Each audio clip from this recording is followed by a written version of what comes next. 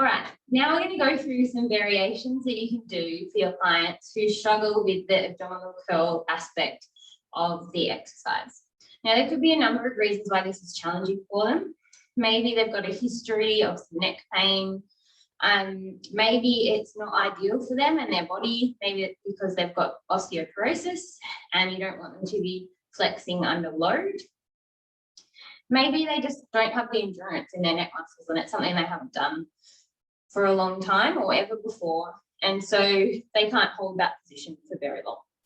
So what we want to think about when we're doing this exercise is there's a number of components to it. One is the cervical flexion, and then the other is the thoracic flexion. So you need to have strength in your neck flexors as well as your abdominals to do the exercise. And you also just need to have that motor control and motor patterning to understand how to do the movement. So a lot of people will just use their neck instead of using their abdominals to curl them up. So sometimes it could just be about trying to teach the exercise to them and help them understand it.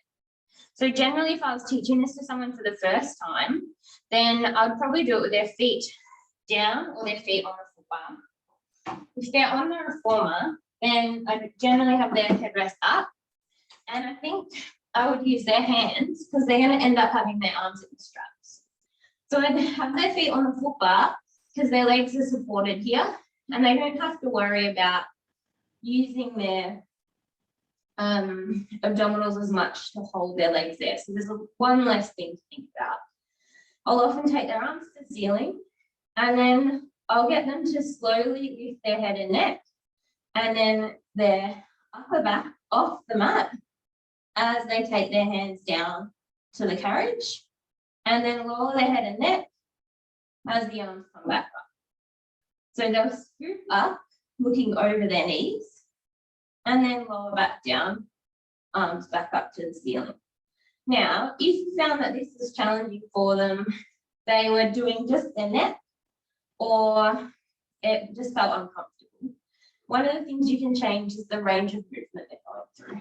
So we've worked on the headrest being up already, which will be easier than having the headrest down, but you could take them a little higher again, use a yoga block or a ball, and they come into more flexion already. So there's less distance for them to travel. So from here, they're just curling up and then down. So there's a little less tension on the neck when they're doing the exercise.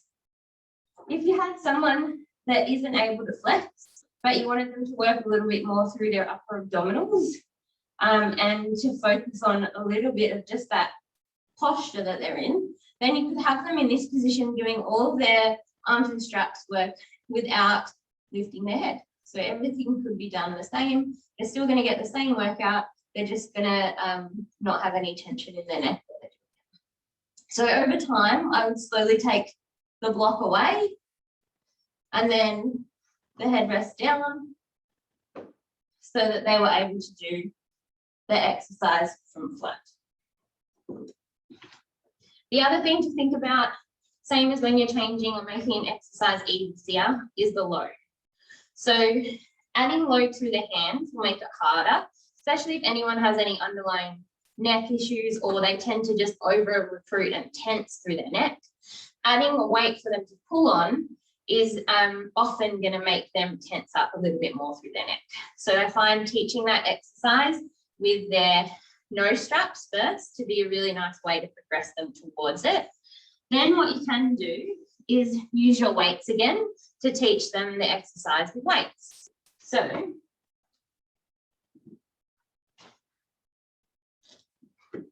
laying on their back, using the weights. Feet can stay down or come to tabletop. And then you're going to pull your arms down by your side and lift your head and neck.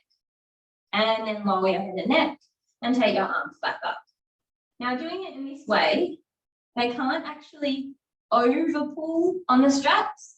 Like a lot of people we see, they'll do a big jerk with their arms to get them up, but they can't with the weights. So once you feel like you've taught them the movement pattern, then you can go and take them into it on the fly. So then grabbing the straps, hands up to the ceiling, and then you'll be taking them into tabletop here. Then you're trying to get them to push down with their arms rather than pull with their arms, because if they pull, then that's when they'll kind of pull through their neck. So you're thinking of it as a bit of a hinge at the ribs. You're pulling straight down with your arms, lifting the head and neck as you curl up, and then lower down, arms come back to the ceiling. Scooping up and down. And then in this position, if you feel like they're okay, making it easier, taking the headrest up, popping a block again like we did, or purely just leaving their headrest up and letting them do the arms without the ab curl. Another alternative here, if people are fatiguing, is to let them do just a few reps, then let them rest their head down. Do a few with their head up, let them rest their head down.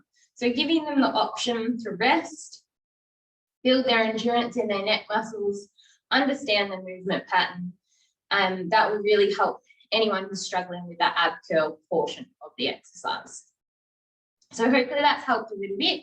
You don't have to definitely go through those stages with every client, but if you feel like you've got some clients that aren't going to manage that end exercise that we're just doing, then you've got some options to slowly take them back away from that and layer on from there.